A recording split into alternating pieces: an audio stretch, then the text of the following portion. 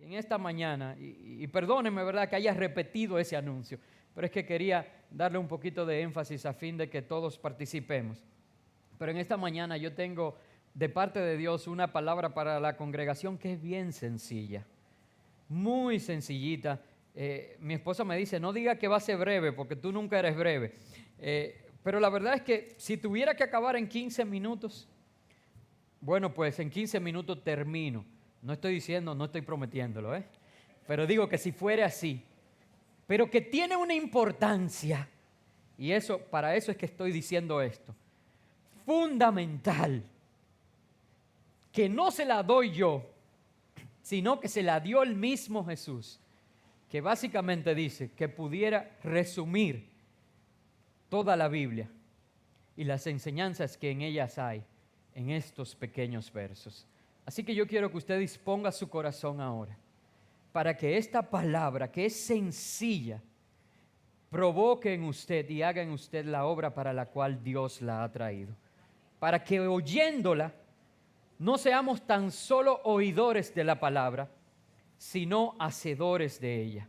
Y que esta palabra produzca vida en nuestras vidas. ¿Se comprometen a eso? Pues yo quiero que se pongan de pie y me acompañen a leer en el Evangelio de Mateo, en el capítulo 7, versos 7 al 12. Estaremos leyendo los versos 7 al 12 en el Evangelio de Mateo. Yo quisiera que los que tengan la Reina Valera 60, que yo voy a leer, por favor, multimedia, cambien la versión. Yo sé que generalmente ellos usan la 95, que es la que yo, pero quiero que pongan la 60 esta vez. Y que todos los que tienen la versión Reina Valera 60 se fijen ahora en el título que tiene esta porción. Y si me lo pueden decir en voz alta, se lo agradezco. Repítalo de nuevo. 1, 2 y 3. Y la regla de oro. Es importante para mí que usted leyera eso. En un minutito se los voy a explicar. Vamos a leer la palabra de Dios. Pedid y se os dará. Buscad y hallaréis. Llamad y se os abrirá. Porque todo aquel que pide, recibe. Y el que busca, halla. Y al que llama, se le abrirá. ¿Qué hombre hay de vosotros que si su hijo le pide pan, le dará una piedra? O si le pide un pescado, le dará una serpiente. Pues si vosotros, siendo malos, sabéis dar buenas dádivas a vuestros hijos, ¿cuánto más vuestro Padre que está en los cielos dará buenas cosas a los que le pidan? Así que todas las cosas que queráis que los hombres hagan con vosotros, así también haced vosotros con ellos, porque esto es la ley y los profetas. Pueden sentarse, hermanos. La verdad es que me llama poderosamente la atención que en un texto tan breve, un texto que tiene solo unos 5, a lo sumo 6 versos, termine el mismo Jesús con una expresión tan determinante como la que acabamos de leer. Esto es la ley y los profetas. Hay en la palabra de Dios expresiones como estas a lo largo de toda ella. Si nosotros entendiéramos que la palabra de Dios es un todo, aquí está la voluntad de Dios para tu vida y para mi vida. Aquí está el plan de salvación de Dios para el hombre. Aquí está la definición misma de la relación que Dios quiere tener con el hombre, desde Génesis hasta Apocalipsis. Y más importante, aquí está la revelación de Jesucristo para el hombre. La Biblia no son libros indiferentes uno al otro. La Biblia no se trata de historias que pudieran conllevar un fin común solamente. Nosotros tenemos obras de literaturas maravillosas y que están compuestas de diferentes relatos. Nosotros pudiéramos ir a la literatura universal y leer Las Mil y Una Noche. Y usted ve una serie de relatos que algunos llevan entre sí una relación, otros no tanto. Pudiéramos ir a la literatura local y vemos, por ejemplo, obras literarias del profesor Juan Bosch y cuentos escritos en el exilio. Y no necesariamente uno guarda una correlación con el otro. La Biblia no es así. La Biblia lleva un fin y un propósito a tu vida. La Biblia es alimento de Dios para ti y dice que toda la Escritura es inspirada por Dios y que es útil. Y ahí dice para enseñar, para instruir, para corregir, para redarguir. Todo eso, todo lo que sea necesario para que el hombre y la mujer de Dios sean enteramente preparados para toda buena obra. Y por eso hay estos recordatorios a lo largo de ella, de cosas que encierran una verdad, que eso en sí solamente, si fuera lo último que te quedara, provocaría en tu vida eterna. Por ejemplo, en el Antiguo Testamento hay un verso, Miqueas 6:8. ¿Cuántos de ustedes recuerdan ese verso? Porque lo tratamos en una de las campañas de 40 días que hicimos hace un par de años. ¿Alguno lo recuerda? Miqueas. Oh hombre, te ha sido revelado lo que es bueno. Y lo que pide Jehová de ti, solamente hacer justicia, amar misericordia y humillarte ante tu Dios. Y yo les pregunto, si usted hace todo eso, ¿usted cree que esta palabra producirá vida en su vida? Yo no sé si me van siguiendo. Hay muchos versos que para mí provocan eso. Filipenses 2, por ejemplo, de que Jesús no estimó el ser igual a Dios. Eso envuelve una sabiduría que en sí misma provoca en nosotros que la ley de Jehová, la palabra que los profetas declararon, esté en el centro de nuestras vidas. Pues eso pasa con estos versos que acabamos de leer sobre la oración y la regla de oro. Pero yo quiero hacer un ejercicio hoy porque quiero que veamos de manera diferente estos versos que acabamos de leer. Quiero hacerles unas preguntas y les voy a enseñar algo de cómo yo estudio la Biblia. Bien, yo sé, esto no se lo van a enseñar en un seminario, no se lo van a enseñar en un instituto teológico. Bueno, pues gloria a Dios que como pastor yo puedo. Eso es simplemente una técnica que yo he desarrollado para poder entender lo que Dios quiere hablarle a mi vida y quiero ejercitarla con ustedes. Y yo quiero que empecemos por el título. En los versos que leímos, ¿cómo se llamaba? Lo leímos en voz alta varias veces. La oración y la regla de oro. ¿De qué se trata este texto? Tomando ese versículo. ¿De qué se trata estos versículos tomando este título? Rápidamente, alguien. Espérense, que así no los entiendo. Pastor Jorge, quiero escucharte. Muy bien. ¿Cómo debemos orar y nuestra actitud delante de los demás? De este lado quiero una opinión.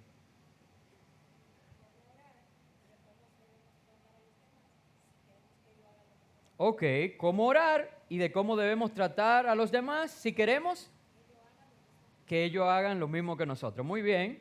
Y de este lado, sí, José.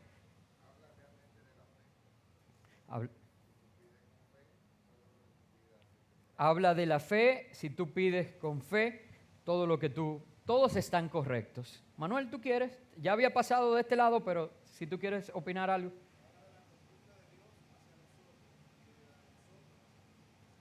Excelente, Manuel. Habla de la conducta de Dios hacia nosotros y la conducta de nosotros hacia los demás. Miren, yo quiero que ustedes hagan conmigo este ejercicio. Todas están correctas, pero a la vez hay un enfoque diferente y Manuel fue el que más se acercó que nosotros podemos darle a este texto. Si yo les hablo a ustedes de que vamos hoy a compartir el texto donde se habla de Jesús y el endemoniado gadareno. Bien, ¿me siguen? ¿De qué trata ese texto? Solo con ese título. Jesús liberando, muy bien. ¿Alguien más? Rápido, rápido, ya. Voy a parar de hacer preguntas. Yo sé que usted quiere escucharme predicar porque es la palabra de Dios que enriquece. Muy bien. Pero es que necesito esta interacción para que usted llegue a donde yo quiero. ¿Alguien más? Un milagro de Jesús. Entonces miren la diferencia de lo que nosotros acabamos de hacer. Cuando yo le hablé de Jesús y el endemoniado gadareno, la expresión que ambas, tanto Normis como mi madre, hicieron, unieron estos dos elementos que se mencionaban en el título. E inmediatamente ella dijo, bueno, si Jesús está y un endemoniado está, esto trata de Jesús haciendo un milagro de liberación. Sin embargo, no es lo mismo que hicimos anteriormente. Por eso dije que solamente Manuel se acercó más. Cuando nosotros vimos este título y vimos que íbamos a hablar de la oración y la regla de oro, inmediatamente separamos este texto como que íbamos a tratar dos temas diferentes. Íbamos a hablar de cómo orar e íbamos a hablar de la regla de oro, de cómo comportarnos. Hermanos, si yo quiero que nosotros analicemos brevemente de que este texto se habla de cómo orar para poder vivir la regla de oro en nosotros, tal como hicimos con Jesús y el endemoniado gadareno. Lo primero que yo hago cuando voy a estudiar un texto es que miro el contexto en el que está insertado el mismo. Y yo quiero que usted me acompañe rápidamente a buscar en medio de qué participación de Jesús, de qué enseñanza se encuentra esta parte de la oración y la regla de oro que está insertada en el Evangelio de Mateo. Y para eso usted tiene que ir páginas atrás hacia el capítulo 5.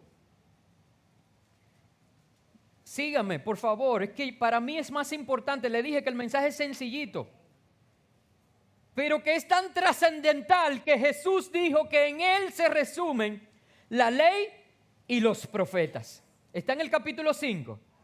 ¿Cómo se llama el sermón en el cual Jesús trató esta enseñanza?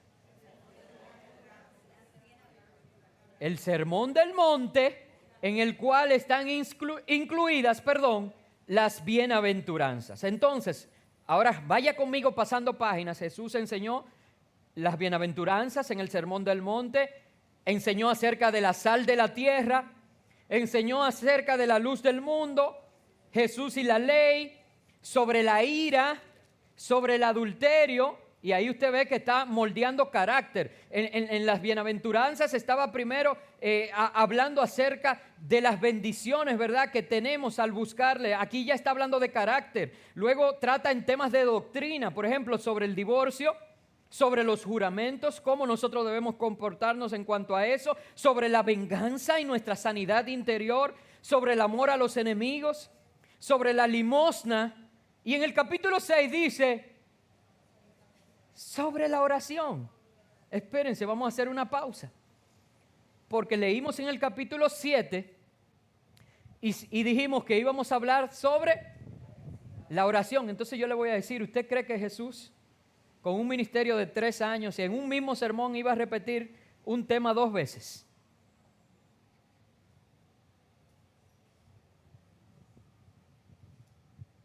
Quiere decir que ya Jesús había enseñado acerca de la oración.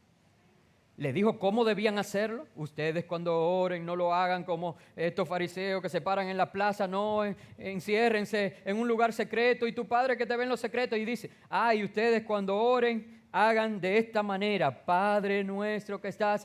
Había todo un enunciado, un taller de oración. Les había dado Jesús. Sigamos. Sobre el ayuno, que siempre va de la mano de la oración, y por tanto, miren si es coherente la enseñanza de Jesús, que enseñándole acerca de la oración, inmediatamente les enseñó del ayuno. Y luego tesoros en el cielo, la lámpara del cuerpo, cuidar lo que nosotros vemos, Dios y las riquezas, cómo comportarnos, confianza en Dios. Y entonces en el capítulo 7 empieza no ya a hablar de las bendiciones de buscarle, no ya a hablar acerca del carácter y de los temas de doctrina, no ya, sino que empieza a hablar más específicamente acerca de esa relación que Manuel hacía referencia con los demás. Y lo primero que dice es el juzgar a los demás. Y es en medio de esto donde Jesús habla de la oración y la regla de oro. Entonces yo quiero que nosotros veamos esto ahora, tomando una visión diferente, ya no de que Él va a hablar de la oración y de la manera de compartir con otros, sino que Él va a hablar cómo la oración nos va a ayudar a nosotros reaccionar y manejar nuestras relaciones. ¿Me sigue, iglesia? Porque ahora sí podemos nosotros enfocarnos en lo que quiero. Y yo voy a empezar entonces por el final. Yo quiero ver esta expresión que dice, así que. Y esto fue lo que a mí me llamó la atención, porque hermanos, si Él estuviera hablando solo de la oración y estuviera hablando de la regla de oro de manera independiente, el así que, y corríjanme, los maestros que tenemos aquí, no tendría sentido. Porque si yo digo, los zapaticos me aprietan, la media me dan calor y anoche ganaron los toros,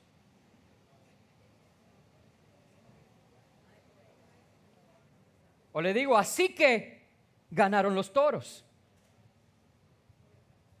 díganme, ¿tiene sentido? ¿Usted me va entendiendo, hermanos?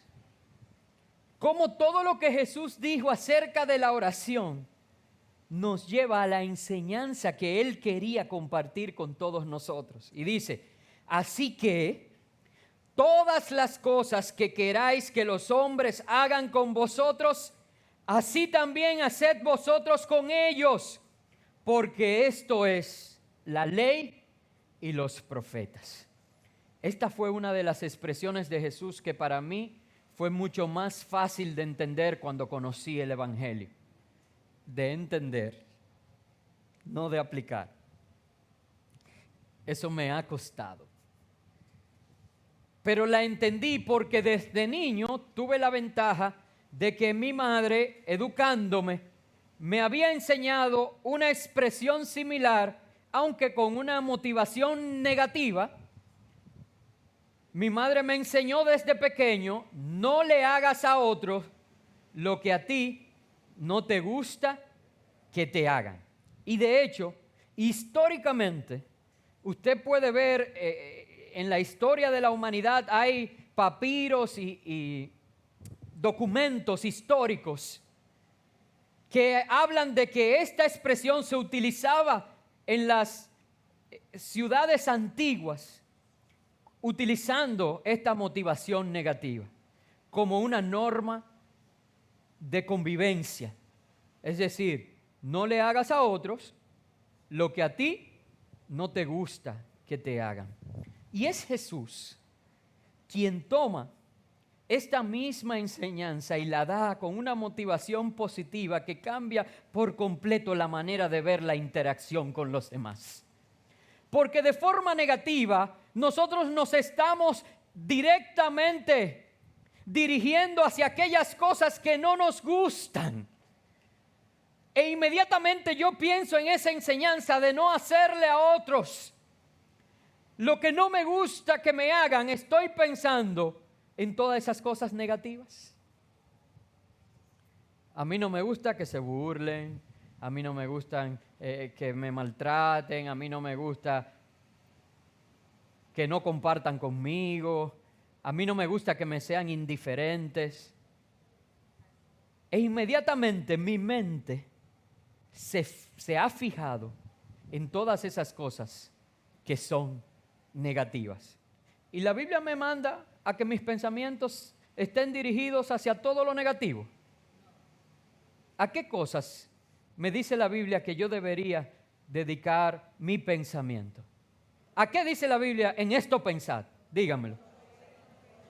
Díganlo duro. Todo lo bueno, todo lo santo, todo lo que sea de buen nombre, en eso pensad. Entonces ven cómo la motivación que Jesús hace enriquece aún más mi interacción con los demás. Porque una vez que yo tengo la oportunidad, en vez de yo pensar en todas las cosas que tú pudieras hacer para dañarme, o que yo pudiera hacer para dañarte, que con eso, obviamente, vamos a poder convivir juntos. Porque si tú no me haces daño y yo no te hago daño a ti, bueno, hay cierta paz. Ahora mira cuando las cosas cambian en esa interacción. Y no solamente mi enfoque está en esas cosas negativas, sino que yo puedo pensar en todo lo bueno que yo quisiera recibir de ti. Y obviamente eso me llevaría a la conclusión de todo lo bueno que yo pudiera hacer por ti. Mira a tu hermano que está a la izquierda. Y mira a tu hermano que está a la derecha.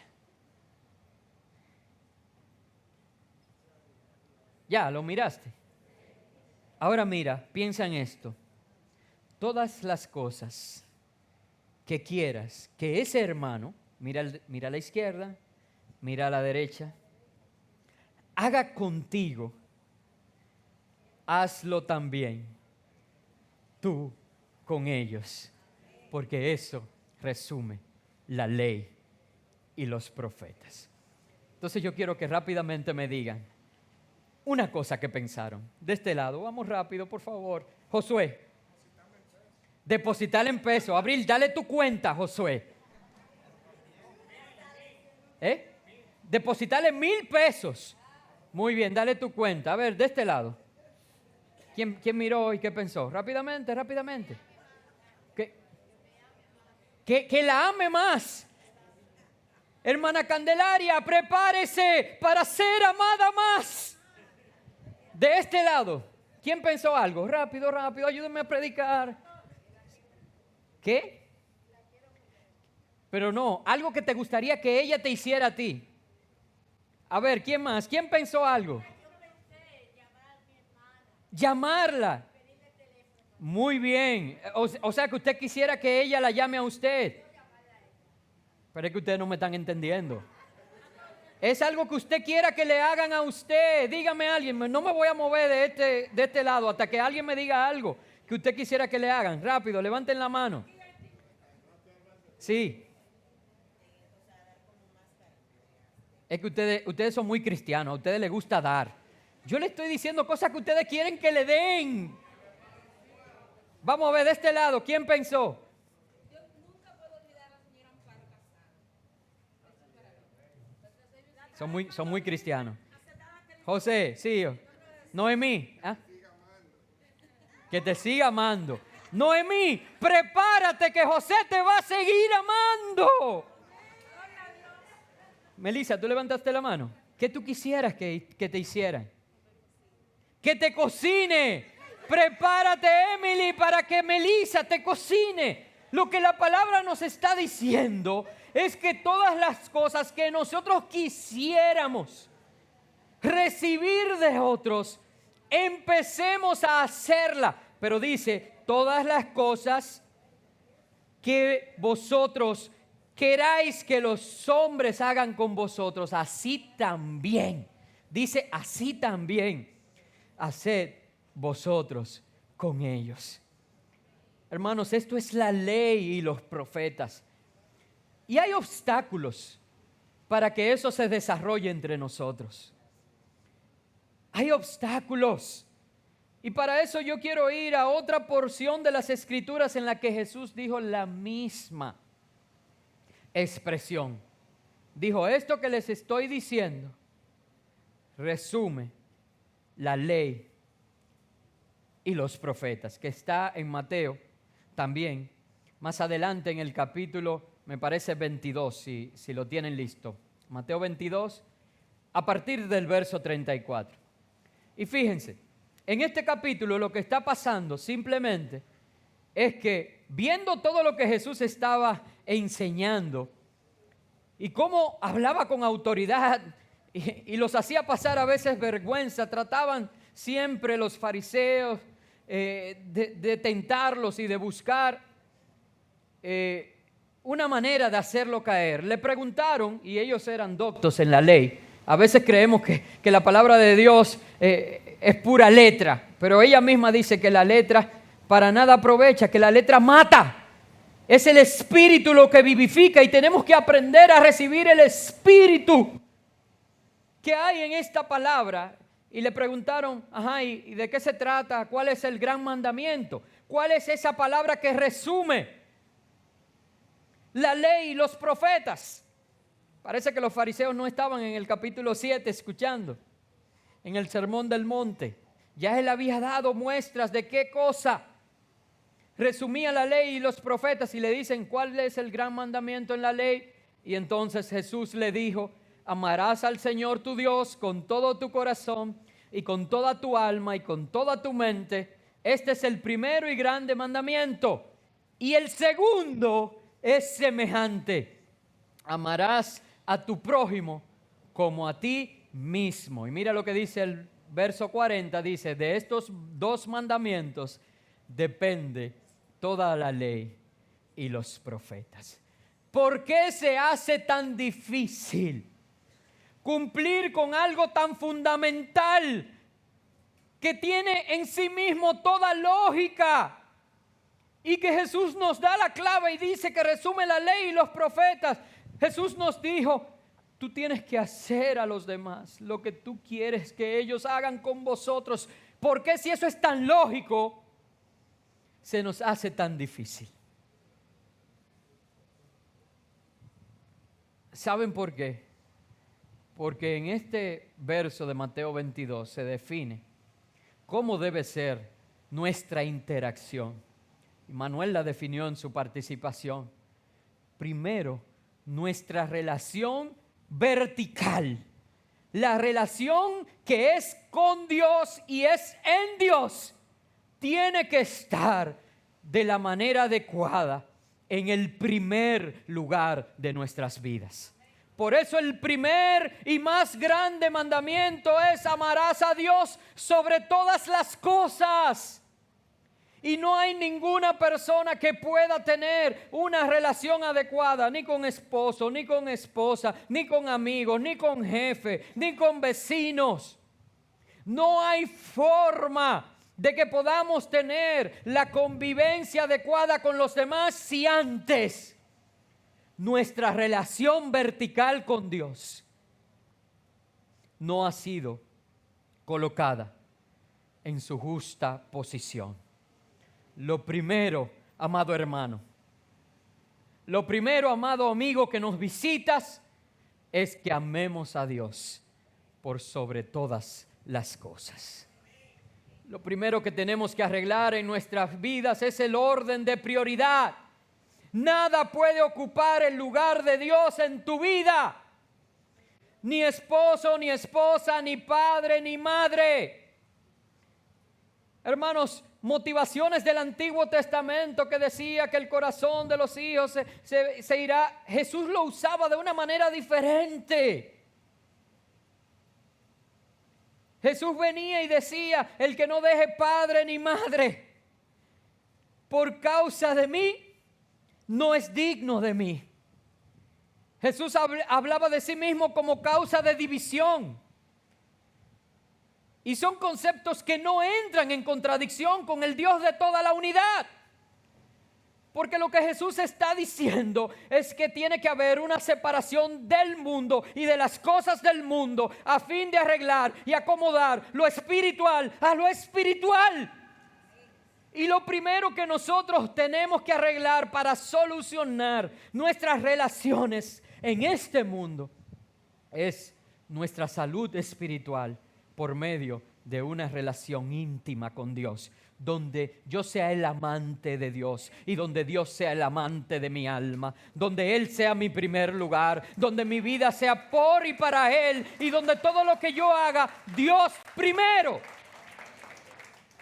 Por cierto, en una nación del mundo colocada en el mismo trayecto del sol, por más que ahora nuestros diputados y senadores quieren decir que es un gobierno laico, está instituido que en esta nación Dios es lo primero. Dios, patria y libertad. No me pueden hablar de un Estado laico si en nuestra Constitución se menciona a Dios. No me pueden hablar de un Estado laico si en nuestro escudo está la palabra de Dios abierta en Juan 8:32 que dice: y conoceréis la verdad y la verdad os hará libres. Y sé por qué estoy diciendo esto, porque antes de nosotros interactuar, y el día 15 vamos a ir a interactuar depositando un voto por un hombre o una mujer, tenemos que pensar, 16, ¿el 16? 16, sí, es domingo. El próximo 16 de febrero vamos a ir nosotros a depositar y tenemos que pensar primero en nuestra relación vertical con Dios. Eso fue un anuncio en medio del mensaje. Pero usted entendió. Y nosotros tenemos que votar por valores y no por colores. La ventaja que nos da esta elección es que usted va, por ejemplo, y no necesariamente usted simpatiza por un candidato presidencial y no tiene que votar necesariamente por el candidato a síndico de ese partido, sino que usted analiza los candidatos a síndico y ve cuál cumple con esos valores. Bien, ahí cierro el anuncio. Hermanos, lo primero es que arreglemos nuestra relación vertical con Dios. Es imposible que tu relación de pareja mejore si tú primero no encuentras a Dios. Por eso es que usted ve que a las iglesias, y eso va a seguir pasando siempre hasta que Jesús venga, llega una pareja destruida, a punto de divorciarse, de separarse, y uno de ellos o ambos vienen y conocen al Señor, y eso hace que su matrimonio sea restaurado. ¿Por qué? Porque lo primero que tiene que estar en su justo lugar es la relación vertical con Dios. Ahora, ahí no termina todo. Hay más obstáculos. Aún algunos de nosotros que ya hemos solucionado la parte vertical y fundamental. Por eso no dice parte A y parte B del primer mandamiento. No, Jesús dijo el primer y más grande mandamiento es ese. Ahora dice, ¿y el segundo? Dice de la siguiente manera. Y entonces pone en contexto. Hermano, yo me sorprendo de la coherencia de la palabra de Dios. ¿Qué leímos en Mateo 7? Que resumía la ley y los profetas. Que hagas a otros lo que tú quieres que ellos hagan contigo. ¿Qué dijo Jesús aquí? El segundo mandamiento dice de la siguiente manera: ama a tu prójimo como a ti mismo. Hermanos, y yo creo que el segundo obstáculo que nosotros tenemos para poder tener una relación de convivencia sana, donde yo me preocupe por hacerle el bien a los demás, sabiendo que es la manera bíblica en que también ellos van a hacer lo mismo conmigo. Y si no lo hace, vamos ahorita a hablar también de eso, pero y si no lo hace, cada quien va a dar sus cuentas en los cielos. Si es que lo voy a dejar ahí, porque no vamos a entrar al cielo con diferencia. Porque en el cielo no hay disensiones. El que tiene oídos para oír, oiga lo que el Espíritu dice a la iglesia. El segundo gran obstáculo eres tú mismo. La medida en la que Jesús cataloga que deberíamos nosotros amar a los demás es la medida en que te amas. Hermanos, y quiero tomar esto de referencia porque a veces nosotros nos vamos al prójimo inmediatamente. Y yo no quiero entrar en ninguna de estas teorías de nueva era y esotéricas del amor propio y que Dios está en ti y que ámate tú mismo, hermanos, pero hay una enseñanza bíblica en el cual cada uno de nosotros tiene que tener una medida de amor propio saludable. Ninguno de nosotros debe ponerse por encima de todo. La Biblia dice, considerando a los demás superiores a ti mismo. Ninguno de nosotros tiene que tener una estima sobrevaluada de nosotros. Cada uno de nosotros tiene que tener la estima adecuada. No más, pero tampoco menos. Porque si en la medida en que yo voy a amar a los demás, hacemos el mismo ejercicio, miramos a la izquierda y a la derecha. Pero ustedes vieron lo difícil que se hizo para mí hacer el ejercicio porque todito lo que estaban era pensando en hacerle bien a otros, no en que le hicieran a ellos. Óyeme, pues qué bueno. Pero entonces también tiene que haber una medida de amor propio donde tú también te entiendas merecedor de ese amor. Miren, hermano, usted es tan valioso que Jesucristo te consideró que valía la pena morir por ti. Yo no sé, hermano, cada vez que yo pienso eso, a mí hay que agarrarme al piso como los globos de helio. Que el Hijo de Dios, aquel de quien Juan dijo que era la luz del mundo, de quien Juan dijo que en el principio ya era, aquel de quien Juan dijo que por él y para él y por medio de él fueron hechas todas las cosas, aquel para quien fue hecho el sol, aquel para quien fue hecho las cataratas, aquel para quien fue hecho los lirios del campo, aquel que lo es todo, entendió que el ser igual a Dios no era una cosa de la cual él debía agarrarse, sino que dejó todo eso y se entregó porque entendió que valía la pena morir por ti, que valía la pena morir por mí.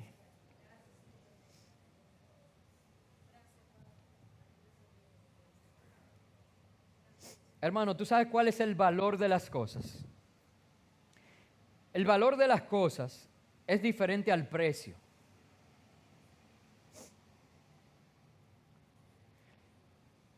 El precio, por ejemplo, de esta Biblia, ¿quién sabe como cuánto cuesta una Biblia así? 800 o 1000 pesos. El precio de esa Biblia son 800 o 1000 pesos. Ahora, el valor de esa Biblia es el que yo le dé. Miren, esa Biblia predica sola casi. Si a mí me dan otra Biblia para subirme aquí a predicar, paso trabajo. Y yo no sé por qué toditas tienen Génesis. Entonces, si yo digo que yo no me voy a separar de esta Biblia, y me dice, pero pastor, que usted puede comprar otra más nueva en 800. Yo digo, no, pero yo no me voy a separar de esta Biblia a menos que tú me des 10,000. ¿Por qué? Porque esa Biblia está conmigo desde que yo soy un adolescente.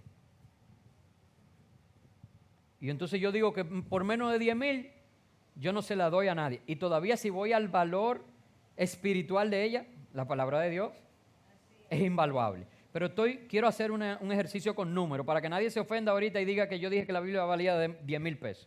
Ok. Ahora, si yo digo que yo por menos de 10,000 no la doy, si usted quiere esta Biblia, porque es que usted quiere la Biblia del pastor con la que él creció, ¿cuánto usted cree que usted me va a tener que dar? 10,000. ¿Por qué? Porque yo dije que por menos de ahí yo no la daba. Entonces entienda, hermanos, el valor que usted tiene, nadie lo puede pagar. Porque el valor que usted tiene es la vida, la sangre de Cristo que fue dada en la cruz del Calvario a cambio de usted, de su libertad, de su salvación. Entonces, hermano, esa estima tiene que estar en un lugar adecuado. Yo no me puedo sentir que no tengo valor, porque Cristo dice que valía la pena que Él entregara su vida por mí. Ahora, entonces, ¿a dónde voy a llevar esa estima? La Biblia dice que ninguno tenga más alta estima de sí que la que debe tener. Pero fíjense que la Biblia dice que debemos tener estima. Entonces, con eso cierro ese obstáculo. Hermano, tú eres valioso. Tú eres valioso. No esperes que otro te lo diga y no dependas de que otro te lo diga. Tú eres valioso para Dios. Y el tercer obstáculo está en que una vez que tenemos esa estima adecuada, la Biblia dice que debemos amar al prójimo de la misma manera. Y ahí entra en contradicción con nuestra carne. Y ya casi volvemos al capítulo 7 porque nos falta la parte de en que entra la oración. Y terminamos. La Biblia nos dice que nosotros debemos amar al prójimo en esa misma manera. Y yo puse la estima en el lugar adecuado, ¿verdad? Sabemos que no es poca cosa, tampoco debe ser más alta de lo que debemos. Pero con esa misma estima debemos, y en esa misma medida, debemos amar a los demás. Y el punto está en que eso entra en contradicción con lo que somos enseñados desde pequeño. Desde pequeño nosotros nos instruyen para ser un buscador de lo mío. Y le decimos a los niños, pero no te quedes callado.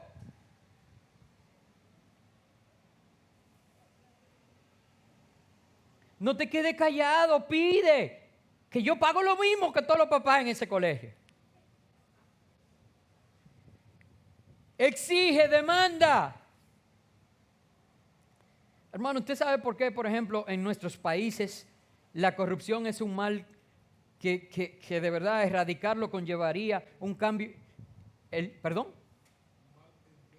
Sí, un mal endémico que erradicarlo conllevaría un cambio de cultura. Y es porque todos nosotros, en cierta medida, llevamos el clientelismo por dentro. Por ejemplo, nosotros queremos que la AMED haga cumplir la ley y que sea duro con todos, pero que a mí me dé un chance. Hermanos, cristianos,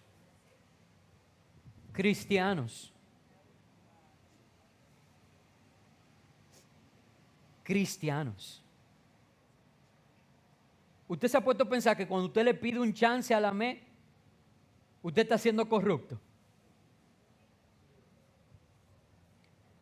Porque si usted violó la ley, debe pagar y asumir las consecuencias de violar esa ley. Y en el momento en que la AMED le da el chance, está ¿qué? Quebrantando la ley. Y eso es corrupción. Una vez Adriana estaba interna y había una sangre que había que buscar y yo salí disparado y me llevé no recuerdo, un stop, algo así. Óyeme, en este país por un stop, pero bueno, me paró el AME y yo le dije, mire la licencia, ponga la multa, corra, que tengo que ir a buscar una sangre. Y él me devolvió la licencia y dijo, váyase, busque su sangre. Porque él se vio como, wow, él está consciente. Pero saben, hermanos, tristemente, eso se aplica a todos. Nosotros queremos que los políticos no sean corruptos, Pero si tengo un político amigo y me puede nombrar cobrando un chequecito, es una bendición de Dios. Me bendijo Dios. Cobrando un cheque sin trabajar, te bendijo Dios.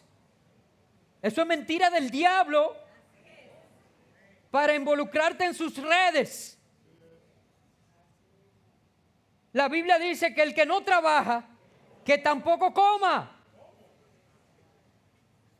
Entonces recibir un cheque sin trabajarlo, eso es corrupción. Hermano, y voy a parar ahí porque si entro a la iglesia ahí duele más. Porque queremos que el pastor sea duro, que ponga disciplina, que no permita eso. Pero a mis hijos, que le dé un chance.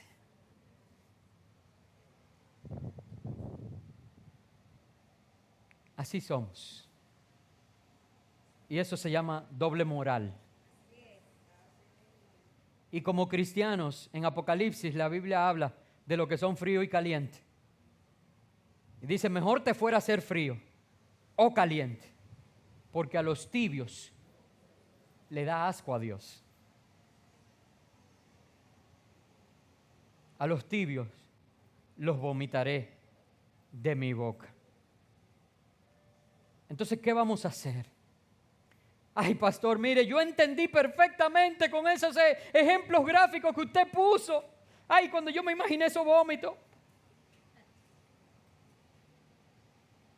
Pero mire, pastor, es que esas dos cosas que usted mencionó, primero, yo mismo, es que yo estoy acostumbrado a que yo quiero que todo sea para mí, me gozo con lo mío. Y cuando veo que los otros Dios lo bendice y a mí no, porque no es tanto que Dios me bendiga a mí, pero que no lo bendiga a Él. Se oye feo oyéndolo así, pero así muchas veces actuamos y pensamos que no es tanto que me lo dé a mí, pero que todo lo demás tampoco.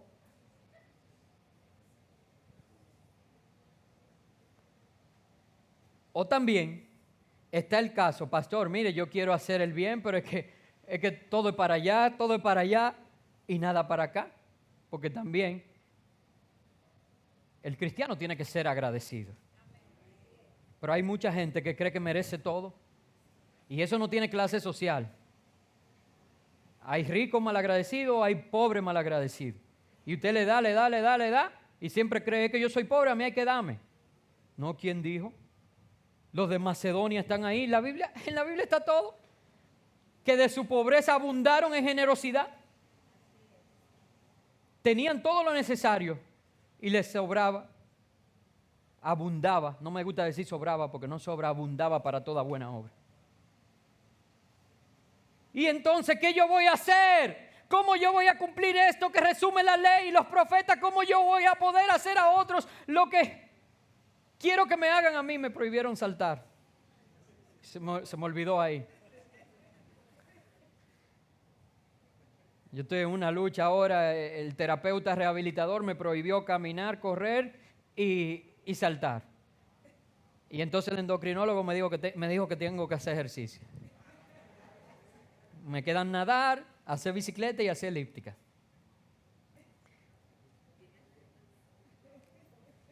¿Qué voy a hacer? ¿Qué voy a hacer? ¿Qué voy a hacer? Bueno, Jesús dijo, la oración, la que te enseñé capítulos atrás, es la herramienta para poder cumplir con esta regla de oro. Yo creo que ya todos estamos de acuerdo en que la regla de oro es la manera adecuada de convivir unos con otros, que depende de nuestra relación vertical con Dios, y depende de mi estima y amor propio y de la entrega para también amar a otros como yo me amo a mí mismo y como Dios me ha amado. Eso fue lo que prediqué hasta aquí.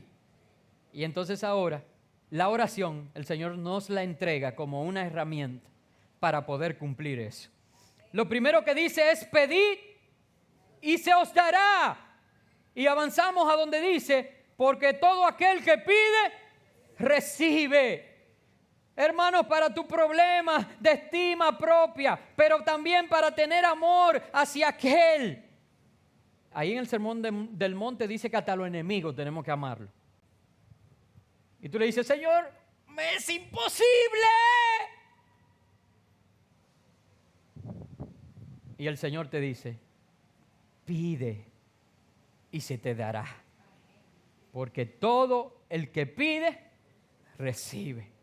Hermano, lo que tienes que venir con un corazón humillado delante de Dios y decirle: Señor, pon amor en mi corazón. Ayúdame a yo tratar a los demás como yo quisiera ser tratado. En primer lugar, debemos pedirle a Dios. En segundo lugar, buscad y hallaréis. Y más adelante dice: porque el que busca, halla. ¿Qué diferencia hay entre pedir y buscar? ¿Saben? Si yo le digo a Yulisa, bueno, generalmente sería al revés, pero si yo le digo a Yulisa, dame 1,000 pesos, eso es pedir. Ustedes se ríen, pero muchas veces que ella me dice, toma. Mi esposa, ella es inteligente. Cada vez que ella recibe, de todo lo que recibe, me dice, toma, todo eso es tuyo. Entonces ella sabe que cuando yo recibo, también es de ella, porque que ahí se cumple. Que trata a los demás como tú quieres que ellos te traten a ti. Pedir es que yo le diga, dame 1,000 pesos. Ahora buscar es que ella me diga, mira, en la habitación yo tengo dinero, todo lo que tú encuentres ahí es tuyo. ¿Cuál es la diferencia en buscar? Hermanos, que yo voy a ser diligente, que yo voy a accionar, que yo voy a levantar el colchón, que yo voy a abrir todas las gavetas uno por una. Es más, que si veo la ropa interior envuelta en rollito, voy a desenvolver cada rollito.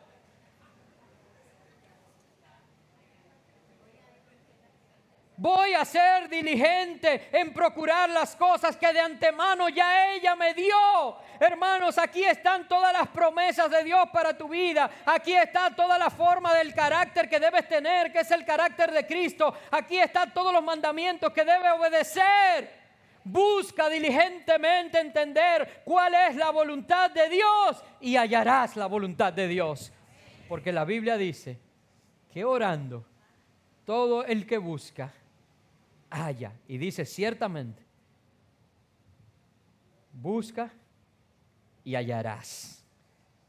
Sé diligente. Hermanos, y mira, y si no se te presenta la oportunidad, porque es que yo no sé lo que doña Jocelyn, cuál es la necesidad que ella tiene. Bueno, pues yo tengo forma de averiguarlo.